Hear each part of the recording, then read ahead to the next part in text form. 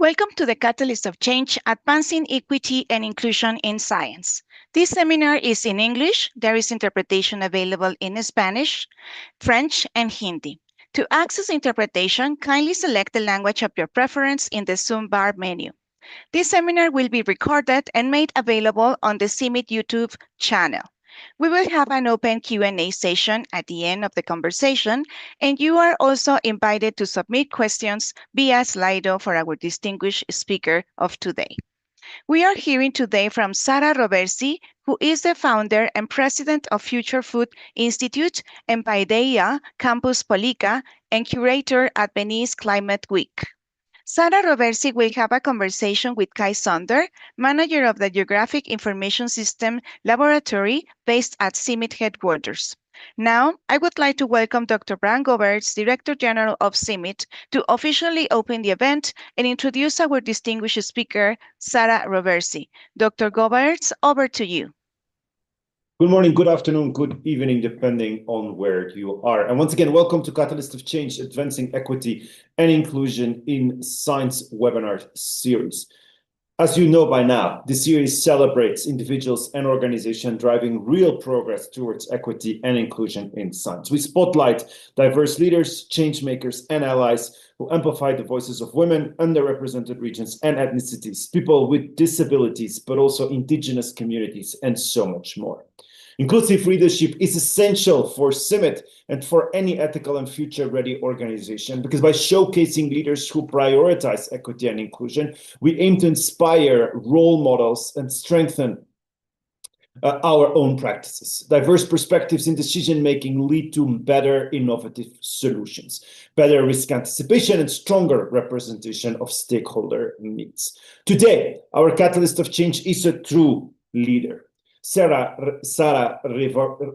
Roversi, and I hope I'm pronouncing that correctly, otherwise Sarah can correct me right away, because she is an Italian entrepreneur, strategist, and thought leader recognized globally for her leadership in food innovation, sustainability, and system transformation. She's the founder of and president the Future Food Institute, a global ecosystem that fosters education, research, and innovation to accelerate the transition toward regenerative and inclusive food systems. And I don't have to remind you that that is at the core of our CIMIT 2030 strategy.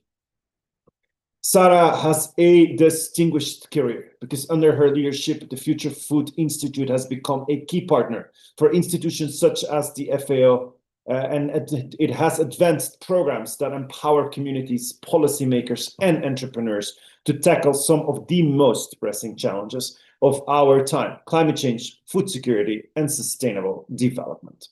Sara's work lies in the intersection of food, technology, policy, and human-centered innovation. She has designed and led international initiatives such as the Food and Climate Shapers boot camps, which have trained thousands of young changemakers around the world. She's a passionate advocate for lifelong learning and global collaboration. Sara has shared her insights as a keynote speaker, and if you Google, you'll find a few videos out there at major global events, including the UN Food Systems Summit, Seeds and Chips, the Global Food Innovation Summit, and the World Food Forum. She has also served as a guest lecturer at some of the most prestigious universities, including Harvard, Stanford, and the University of Bologna.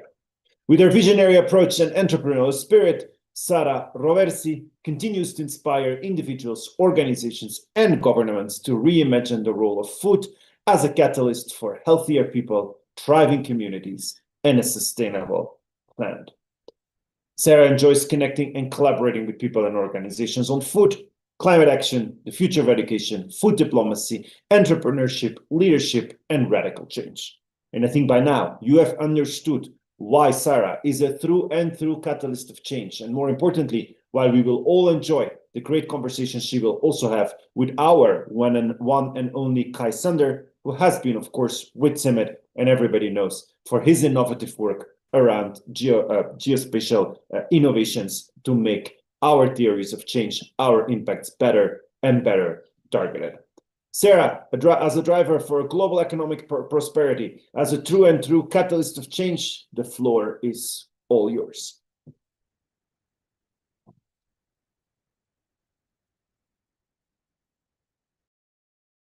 Thank I you think so much. It's a great pleasure to be here, and I have to thank you because at the intro of this session, you remind me very important milestone of my experience. So thank you so much for inviting me and for sharing some milestones of my life. So I'm glad today to share a little bit what has been my journey, and also maybe to connect some dots that can help us to see what's the pace of innovation and transformation, and what's the level of our ambitions. Because since when we started, before the SDGs were announced, and up to today, many things have changed, but probably we haven't yet reached the goal that we were aiming to reach, but the ambitions are still there and still pretty high. So I'm going to share a little bit, thanks to a little presentation, what has been this journey and where we are now, where we want to go. And we would say where we want to go together, because together is the key word for everything we are doing as an ecosystem. So first of all, our name, Future Food Institute, when we started was back in 2012, the first year. We were 100% focused on food because we were seeing in the food the power of changing our communities. We considered food as the nexus between humans and nature. But after a while, we started understanding that thanks to food, we could literally unleash the power of Earth, say, at a larger scale. Starting connecting the dots between living heritages, of course, resources, but on the other hand, also having very clear on mind that all of those topics were strictly connected with our health. So as said, I was very inspired at the beginning. And when I started, I was just a food entrepreneur. And with my husband, we were managing a little farm together with my brother also. And we were connected with food, but we basically were seeing just the positive side of food. Food as the connector, food as identity, food as celebration, food as the nourishment. On the other hand, back in 2012, for the first time, I bumped into say, deep understanding of what are the implications related to food, what are all the paradoxes of our time and history that are all connected with food. I was joining for the first time the G20 with a delegation of young entrepreneurs coming from all over the world. And at that time, joining different task forces at the G20, I was working with other entrepreneurs, but finding data, finding information that were clearly telling us that we were in danger and we're still in danger, and that food is the starting point for many different systemic changes that we need absolutely to nudge and see happening to grow as a healthier world and a healthier society. And of course, if we have clear in mind the big question, how much we're going to feed the 10 billion people in the next decade ahead, of course, I'm thinking also about how we're going to produce this food in a way that is going to be sustainable, how we're going to replenish all the things that we extracted on planet Earth, and where these people that needs to be fed is going to live, because the entire planet is going to be completely reshaped in terms of demography. There's going to be a big part of the planet that is going to grow in terms of numbers, and the eldest part of our countries, for example, if I'm thinking about Europe or if I'm thinking about Tokyo, I'm mentioning Tokyo because we are working a lot in Japan. And of course, those countries are growing older and older. And of course, if I'm thinking about the numbers, I'm also thinking about what are our limits, our boundaries, the boundaries that are there. And year after year, we're crossing. If I'm thinking what was the level back in 2012 when we started, and what's the level now, where it's been announced that we just crossed the 7th of the planetary boundaries, of course, the situation is critical. It's critical because all of them are related with food and the food system, and are related with our way of living, our way of thinking our life in an extractive way instead of thinking in a regenerative way. So, of course, the big question was how much we're going to feed 10 billion people, but knowing that we cannot live healthy in a sick planet because these things are strictly interconnected. We cannot keep going polluting and be fed with food that is damaging the earth and damaging us as humans. And so we strictly connected all of our action to this big question, and trying to answer to this question, trying to find solution to all of that. And to do that, of course, we had to put in place many different actions, narrowing our attention to education, community development, and innovation. And community is in the middle, because education for us is an educational process for all of us, where also we are in a constant mode, a learning mode. On the other hand, innovation is basically the platform that connects us with policymakers and industries, and community is really the glue, because without growing together with the community, innovating and co-designing solutions together with the community and together with different generations, of course, we are lacking the masterpiece, the most important piece of the equation.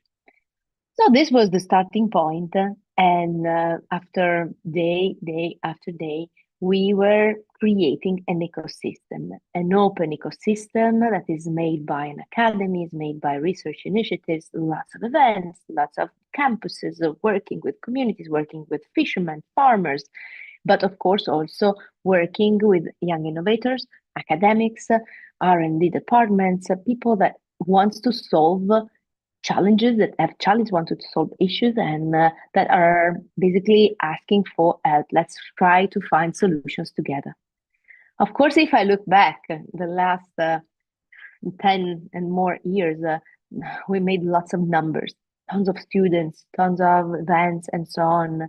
But I think that one of the things that makes us most proud are our homes.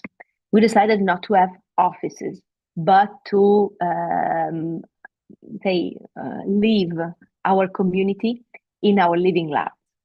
And since when we started, the first one was in Reggio Emilia, but right after we started in Bologna, we have this big home that is in the main square of the university, where around 3,000 students are passing along every day.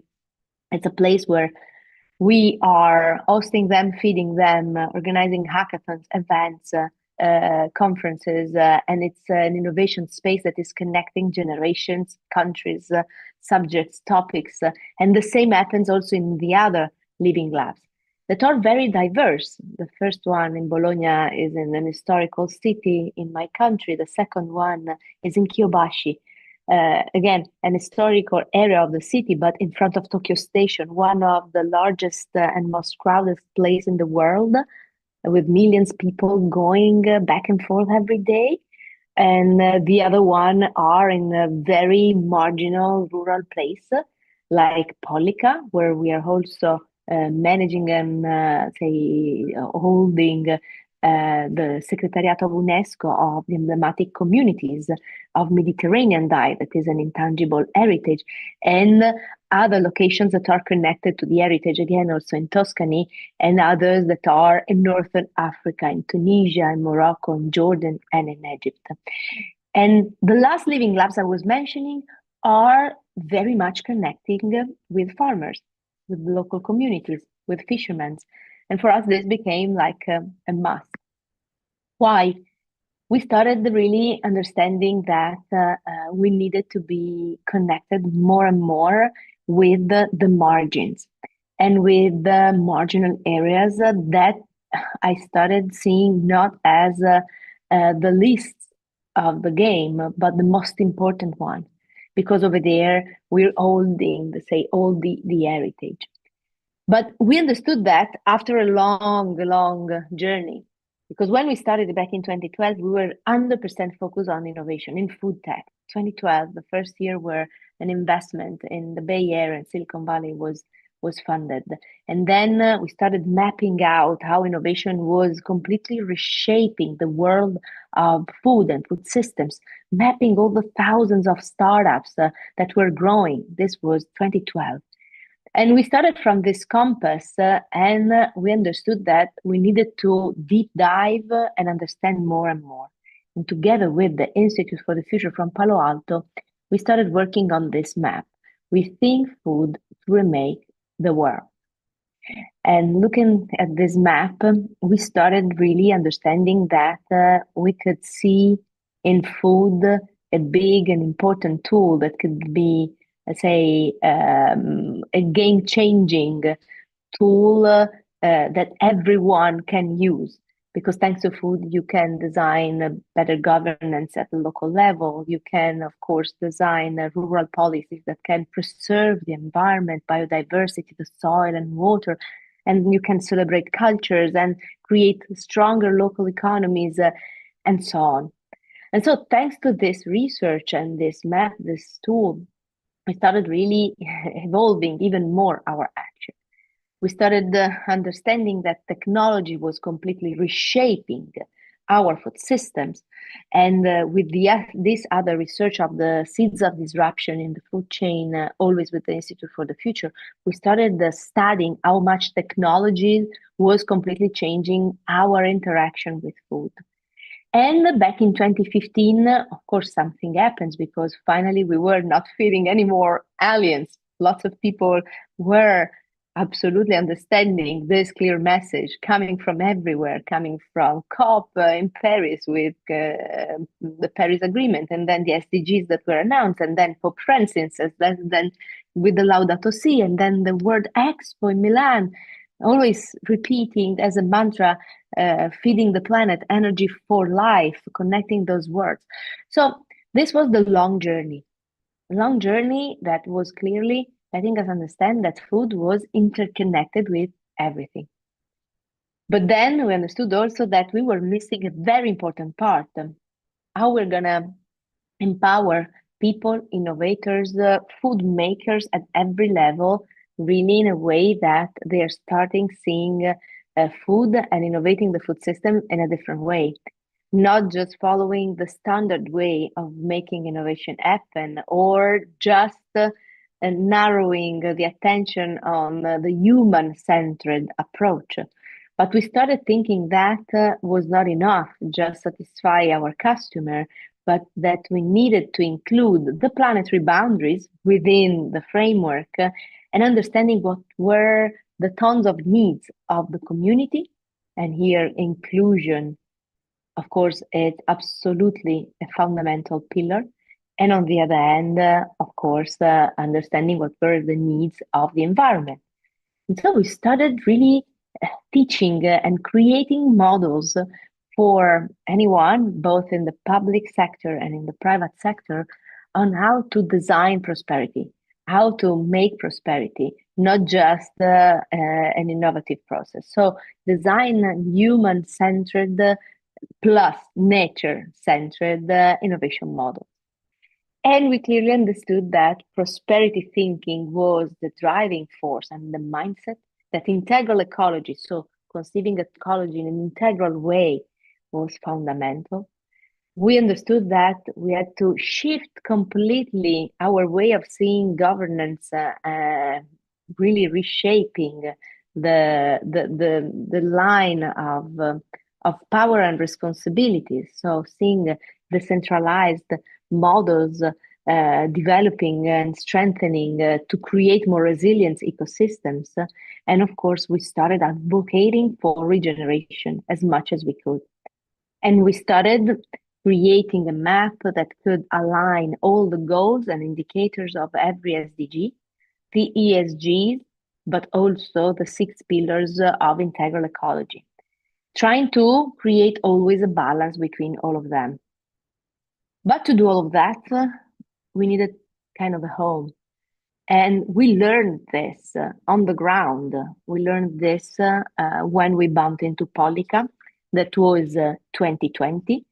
And when we arrived in Pollica, we discovered the importance of diversity, how much it costs to manage diversity, how much it costs in terms of energy, time, but efforts to, say, create value out of diversity and let people understand how powerful is when you're able to valorize every element. And I'm showing you this picture because this is the picture that is representing the map of the 7 emblematic communities of the Mediterranean diet. It is not an Italian heritage.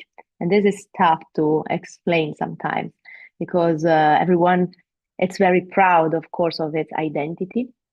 But this heritage is teaching us how important it is to celebrate diversity and be stronger together overall in a place like the Mediterranean, that is, of course, say, also kind of one of the centers of geopolitical balance. Of course, it's full of biodiversity, cultural diversities, religions, identities, but that all together, if they can grow in peace, they can really thrive and say are for us the heritage and the cultural heritage that we are trying to preserve and safeguard, also as a kind of a training platform for our society. And from there, we learned and we started a brand new campus that is our international campus, where we're training more than 1,000 people every year coming from all over the world.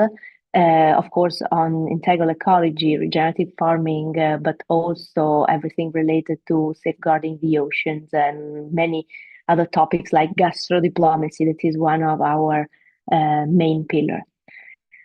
What we did was inventing nothing, just connecting the dots, celebrating local culture, celebrating local heroes that are the ones that for millennia have been preserving this territory that now is holding 1/3 of the biodiversities of the Mediterranean. And when I arrived, I understood that there were 3,000 years of history and more, because there are also the Paleolithic cave, but just let's start from 3,000 years ago, where basically we're coming from Magna Graecia. Over there was the Eleatic school with the Greek philosopher Parmenides that was living there. And he was the first one advocating for finding a balance between humans and nature. And after the years, I go through the year with lots of milestones. There were scientists creating the first medical school of the Mediterranean, and then scientists codifying Mediterranean diet, and then a territory that year after year was able to preserve gastronomic heritage, to preserve the sea and get lots of the world every year for the cleanest sea in our country. And again, embedding this philosophy of the slow principles also in hospitality, tourism, and so on. And this, of course, at some point became an UNESCO heritage that is embedded in a way of living that is always connecting the earth and, say, gastronomy and the heritage. And as you see, there has been lots of different research. We arrived in 2020 and we started connecting again all the dots, trying to connect our world and landing there lots of initiatives and really imagine a new way of making innovation together with the community, where the community is completely involved. And we always try to create a balance between humans, community, and nature. So, of course, I'm missing now the presentation. I don't know why. You still see the presentation? Yes, we can. We see the presentation. I don't. Okay, just 1 second. I don't know why it was not anymore there. 1 second. I go back in the presentation. So when we basically arrived there, we started really, let's say, connecting all of those dots. And we were able at some point really to create a connection between science, innovation, and the local community, as I was sharing with you. I want to now share with you the presentation as we were. I don't know why I don't see it anymore. Okay, finally, I got it. Technology sometimes makes some tricks. And let's say we started really seeing this as a map, as a driving compass where we were connecting environment, social needs, and governance at large, understanding also how important is to connect and include all the diversities in terms of generation, access, gender, and so on in every decision. That is something that takes lots of time. And I want to end with a little video that is showing one of the projects that is a main one, including many of them, that is focused on what we call algorithm for longevity, where we are not at all focused in human longevity, but we're talking about the ecosystem. We're talking about the ecosystem and the fact that we understood that our centenarian people living in Pollica, living in this territory, are basically the first major example of what it means being, say, the emblematic example of what health means in a place where you are living completely in balance with the environment. We have 90 years old people living alone, still taking care of them. And we understood that their level of life, their level of health is much higher than the level of health of many others. And of course, we understood that this is something that is connecting 100%, let's say, the parameters of the food they're eating and the environment where they are exposed to. I don't know why there's not anymore the video, but Yeah, I don't know if you see it. No, we couldn't see it. The window looked black, totally black. I don't know why. Okay, no problem. Okay. So you took it away. No problem. So, but anyway, the video is showing all this research that is connecting the quality and the health of the earth where we are living, the quality of the sea, and the health of the citizens. And of course, for us, this is the most important thing. So, thank you so much. And I invite you all to connect with our ecosystem, come and visit, or connect with our network around the world.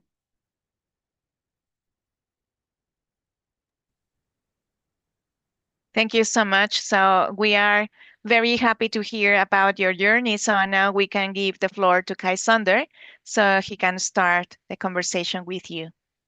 Kai, over to you. Your micro is off. Okay, now it is okay. Yeah. Good morning, everybody. Thanks a lot, Sarah, for this very fascinating presentation. Food is very important, obviously. We all ideally will eat 3 times a day, ideally in a good quality. So I'm an agronomist originally. I work in foresight nowadays as a spatial data science, so climate change impact on some of our crops, those kind of things. And one of the fascinating parts of working for Summit, where I've been 16 years now, is that we have between 50 and 60 nationalities working here as colleagues, which of course is very wide variety of culture, of different backgrounds, of religions and so on. And so equity and inclusion in our work is very important. I'm very pleased to interview because you're fighting for Mediterranean food. I come from a country myself where eating fast is part of the culture, unfortunately. So you can get back to work faster. And so I always enjoy Mediterranean food, but also the, let's say, the lifestyle that is behind it, that you take your time and you enjoy it as much as possible. And quite a few questions came up in my mind listening to you and reading about your work. One very pertinent one is that how do you manage in the Mediterranean context, let's say, the battle between good food and slow food, and what we see more and more people eating junk food, ultra processed things. And we are seeing this here in Mexico also, where Summit is based, where traditional food is very good, very healthy, fresh normally, but it's getting replaced a lot by soft drinks and by fast food, by snacks. How do you think that Mexico and other countries should tackle this, given the way you have chosen to go forward there? So, thank you for this question, because this is a big question, how we can democratize the access of good nutrients, and not only healthy, but also good for how they've been produced. We started working a lot supporting the development of local markets. And for example, also during the Food Systems Summit, the Association of Farmers Market, the Farmers Market Initiative started. And I think that this is for sure one of the strongest part. And the second part is working on public procurement to make sure that local schools that can have access to this kind of product. Because what we have seen also when we arrived in Pollica, where we run our campus, is that local producers and almost every family was producing amazing foods in terms of nutrients and the quality. But at the end of the game, the kids at school were eating food that probably was coming from the Netherlands or from the other part of the world, just because it was cheaper. And so we were working with local policymakers, with the mayors overall, really to make sure that we could shorten the chain and select local producers. Of course, this is tough, but it's a cultural issue, and it's a matter of starting to redesign the system, because this is absolutely a systemic issue. So I think that supporting farmers is the starting point, and create alliances to go together in new markets. That can mean, of course, being together and start a local farmers market. On the other hand, also creating system to aggregate the offer and make sure that we are reaching overall the ones that are much more in need. Thank you very much. And then another question, maybe in the same direction. When I was reading about your work, I saw that you're working also on sorghum and millet in the Mediterranean context, which for us is quite important, because obviously we've been working 60 years almost on maize and wheat and all their uses and ways of growing in the world. And in the last couple of years, we've gone a bit into dryland crops, so some legumes, but also sorghum and millet, because we know that especially maize, because of climate change effects, in many areas will become more and more marginal and will have to be replaced by other crops that are more drought and heat tolerant. And especially in Africa, let's say, sorghum and millet were grown a long time ago in the colonial context. 500 years ago, they were replaced by maize and some other crops in some cases. How do you envision which way would you go to make these crops, which in some cases are ancient crops, more attractive again to local people, and give them market opportunities beyond livestock feed, which is what they are mainly used for nowadays? So we're working a lot with the Association of Chefs. I think that creativity chefs, vocational schools are now playing a very, very important role. And I also think that we need to strengthen creativity also at this level. Now, of course, with AI and the growth of adoption of technologies, I see, and I'm very sad when I see people very much excited just about technologies that are solving human actions, like cooking or like creating recipes, because basically I'm worried that, of course, the simplest thing are going to be adopted, and that, of course, the one that can move the market can, of course, scale up the reach of their message much faster. And so this is really the thing that we're trying to do as much as we can, empower chefs and human creativity, because those crops and lots of other food neglected, forgotten, maybe they were part of our ancient heritage, but now have been left behind just because maybe are less productive. But of course, they are important to be preserved, and we can do it only if we're going to be able to transfer the heritage and see value in transferring the heritage. This is exactly what we're doing also with Mediterranean diet. And this is exactly what we're doing in the 4 living labs in Northern Africa, where this is the focus. So working to understand and strengthen the spread of ancient grains and ancient recipes. So again, also this requires a different approach, a different action, but empowering creativity and human creativity at every level, I think that now is fundamental. Yes, great, thank you. I mean, you've been a farmer, you're embedded in academia, you're working there, and you've been a founder in several occasions. CIMMYT obviously is a research institute and a non-profit. At the moment, we are trying to go a bit into different directions. We've started CIMMYT Inc., which is exploring a bit more, going into, let's say, private sector areas. Which recommendations would you give us, or would you give generally for people who want to found things in the food domain, but maybe related to research, but also focused on markets? Of course, and I think that it's super important not to stop to innovate in this sector. Because lots of people now are asking me, oh, so now you are not innovating anymore. You're focused on Mediterranean diet. You're focused on the things that are traditional. And so you're not innovating anymore.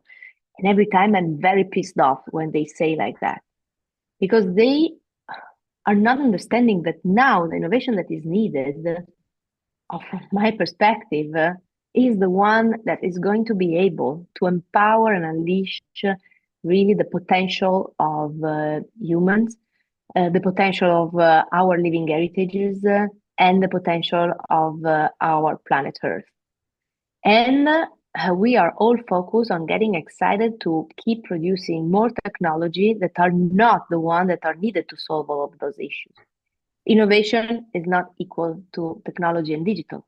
Innovation is in the mindset, in the process, in the way how we are adopting technologies and innovation. So I'm strongly focused now on promoting innovation at this level, because we need to innovate how to work together.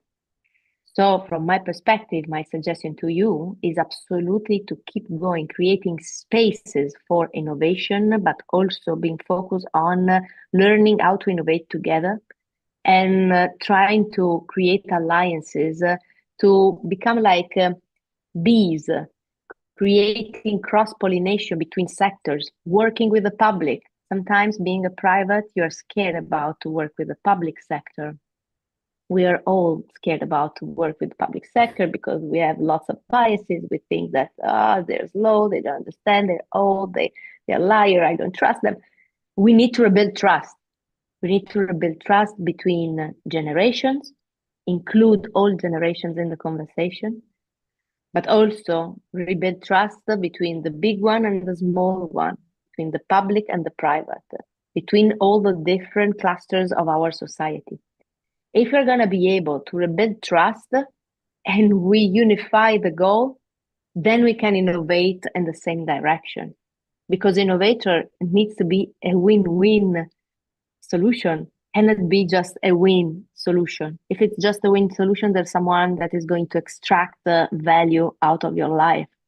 And now, in the time and history that we're facing, I think that we absolutely need innovation in the way of doing things together. Thank you.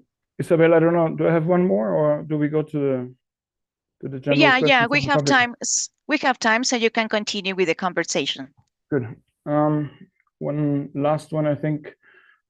CIMMYT, I mean, the Green Revolution originated here, which at that time was successful. It was very much focused on food security. Nowadays, we have learned, obviously, and you mentioned the boundaries, you know, that we are trespassing as humanity every year. We know that we have to do this in a much more sustainable and careful way. Produce food, but try not to use too many inputs and not to damage too much of the environment anymore there. And I see anywhere in the world, there's a big disconnection between farmers and consumers. People eat 3 times a day, sometimes more, ideally, but many people see farmers with, they don't trust them, you know, say, oh, these people are poisoning us, they're using glyphosate, they're using all kinds of things. And I mean, given I live here next to one of the biggest cities in the world, you know, more than 20 million people, obviously it's very difficult to produce food locally.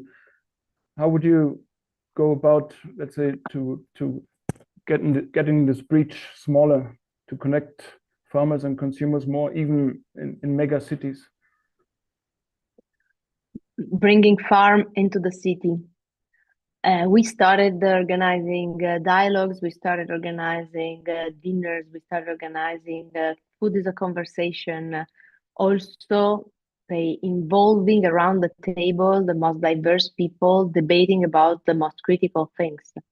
The most critical things that are related to how we eat or the products or something that are that is spotlighted on TV. For example, when we had the big campaign pro or cons lab-grown meat and synthetic food and all of those things for months, for example, in our country, in every newspaper, every day there was someone advocating for or going against, and lots of debate.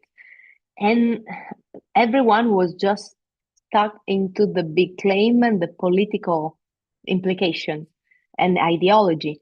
No one was opening up the conversation, involving scientists, involving users, involving producers, involving farmers, listening to the voices, understanding. We're not able to debate anymore.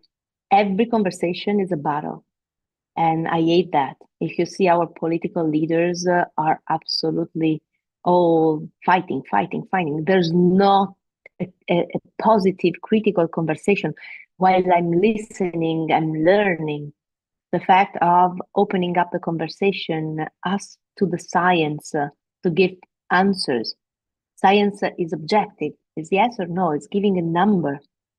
So I think that opening up the conversation, organize dialogues, dinners, and connect the farms and the farmers with the city is absolutely fundamental. And overall, we need to strengthen our bioregional mindset. We just launched at the New York Climate Week the Regenerative Cities Manifesto. On the other hand, we have our major project that is our Future Lands Initiative. That is the project that is 100% focused on marginal areas. So we are the one managing both projects, and in both projects we are saying we need to think in a bioregional way. We cannot just think about the city without considering the farmers around the city, because people living in the city cannot survive without the ecosystem around, without someone preserving their rivers, without someone preserving their soil, without someone caring about biodiversity. But people living in the city, sometimes they don't feel that. They don't understand that they also survive thanks to the others. And on the other hand, people living in the marginal area, sometimes they're lacking of services, hospitals, any kind of needs, access to many things. So we need, again, to strengthen trust also in a kind of a bioregional perspective, understanding that we need to create an alliance. Great, thank you. Lots of fascinating things to think about and maybe act upon for us. Isabel, I think we can go to the questions from the public. Yeah, thank you so much. Thank you very much, Kai, for having this inspiring and interesting conversation with Sara. We invite the audience to participate in the upcoming open Q&A session. Be ready to raise your hand, open your micro and your camera. Also, you are invited to submit questions via Slido for our distinguished speaker of today. So we have one question already here, and it says, your work and your journey are very inspiring. Have you had any mentors along the way who have shaped you? Many that are still shaping me. I'm surrounded by mentors. I'm every day exposed to people that are inspiring me, and I'm learning from everyone. And sometimes I'm learning from people that we can't even expect. My mentors when I'm at the campus are the fishermen, are the farmers, are the grandmas and grandpas that sometimes just by simple things that are showing very, very interesting perspective, and they see the world with lens that I haven't considered before. And then mentors that have been inspiring me in many different sectors, activists, scientists, makers, innovators, leaders.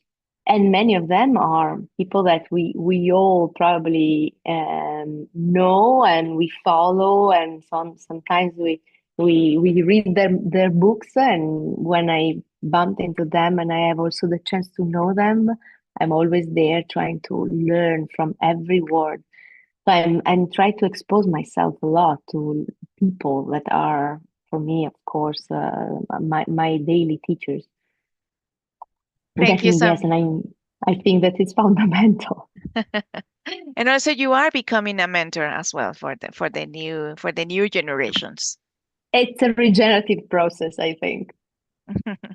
Okay, there is another one. It says your slides are beautiful and really effective at communicating complex information.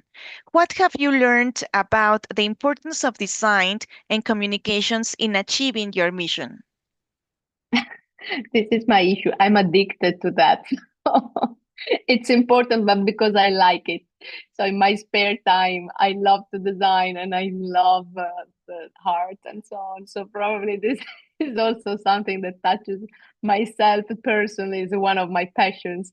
But I think it's absolutely fundamental because and in my team and my teammates are, many of them are designers, food designers, social designers, because I think that costs the same to do things that are nice or not so inspiring or nice or colorful. And so, considering that costs the same, I rather prefer to make them beautiful, to engage. And at least I love to see beautiful things. So I think that is human. Yeah, and it is, as you said, engagement is very important at communicating. Okay, it says, I like your prosperity mindset framework very much. I wonder if you have any words of encouragement or hope for those of us who are seeing a downturn in support for international agriculture research and development. How do we keep a prosperity mindset in what feels like a time, bleak time?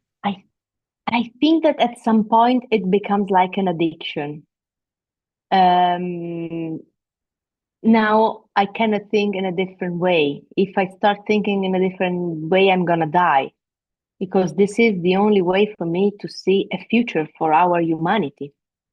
So the fact of trying to always create something that is going to happen after and regenerate what we're doing, and make sure that we're not wasting anything, it has become the way of thinking and living everything, and it's a never-ending story. But of course, we cannot give it for granted, because not everyone is thinking like that. And the planetary boundaries are telling this pretty clearly. And so we need to advocate for that, but not only to advocate for that, to make it happen, to become a living example of this way of living, of doing. Thank you. So going back to leadership, what advice do you have for organizations like CIMIT who are working to promote diverse leadership? What advice would you give to truly help grow and support women and young leaders? I think that women and young leaders, also in our ecosystem, are, say, the powerhouse behind the entire, say, thing that we are growing, the entire communities we're growing. On the other hand, I think that working on the topic of trust, it's at the base of everything, because I've seen lots of organizations and lots of situations where we were cheering for youth, giving the stage to youth because it's cool to have youth around. Or as well, I was living personally this situation where I was invited just because I was a woman and there was a lack of women. And if you clearly understand that it's just done because you have to do it because it's nice, of course, you're not grasping the value of creating an environment that is diverse and where you have also the point of view, the perspective, the approach to life of young generation and as well women's, but not only them. So bringing the largest diversity, as I was saying before, it costs a lot. It costs time. It costs because you need to do effort sometimes to understand and put yourself in other people's shoes. But as soon as you do it, you have, of course, a much powerful lens to understand the critical things we are approaching as humanity. What are the challenges? What are the needs? And of course, for me, is a huge competitive advantage to have a very diverse team, because this gives you the power to better understand the needs and the opportunities. So my suggestion, it's really not do that because needs to be done. And sometimes we're not matching, saying, okay, we need to have the 50% of the speakers that are women. Unfortunately, I've been hearing lots of time these things, but being much more focused on the content, on the quality, and really take time to build trust between all the people that we want to have around the table. Thank you so much for this reflection about and encouragement also to do all this very important for us to open our mind and to be ready to encourage young people in leadership. What words of wisdom could you share with the audience as our takeaway? My words of wisdom is that we have not to give up, because sometimes in this time, in these seasons, we see things that we don't like at all. But I see that there's another world that we can build, and we see the examples, living examples every day in our territories, and that we need really to work together to unleash the power of the earth, and of course strengthening human creativity and human values. So I really support organizations like yours, and I think that you are fundamental really to strengthen communities and make our communities more resilient. So the work you're doing is fundamental, and connecting with the other catalysts is absolutely one of the most powerful things we can do, really, to be like bees around and spread positive thinking and positive ways on how we can solve the largest social challenges. Thank you so much. So we are to close the session of today. So on behalf of Dr. Brown Goberts, Director General of CIMMYT, we thank Sara Roversi so much for sharing with us your outstanding professional and personal journey. Also, we appreciate Kai Sonder for having this stimulating conversation with Sara. And thank you both for being Catalyst of Change. We thank and invite the audience to join the following Catalyst of Change Advancing Equity and Inclusion in Science seminar in 2 weeks. Thank you so much, Sara. Thank you so much. Thank you. Thank you all. Have a great day and evening. Thank you. Thank you. Ciao, ciao.